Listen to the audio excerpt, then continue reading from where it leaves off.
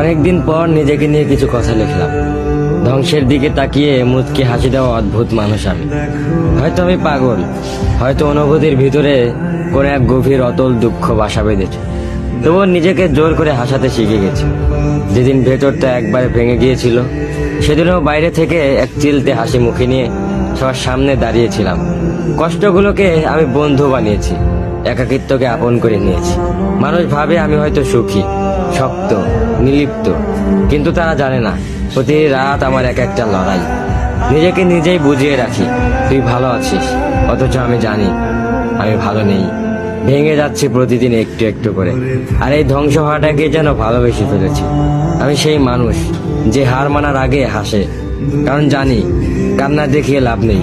পৃথিবী শুধু শক্তদের মনে রাখে, দুর্বলদের নয়। তাই আমি অদ্ভুত, আমি অনুভূতির আগুনে পুড়ে যাওয়া নীরব যোদ্ধা। আমার জীবন কোনো সুখের গল্প নয়, এটা নিঃশব্দ বিপ্লব, যেখানে হাসির আড়ালে লুকানো থাকে হাজারো না বলা কথা, ভাঙা স্বপ্ন, হারিয়ে যাওয়া আমি।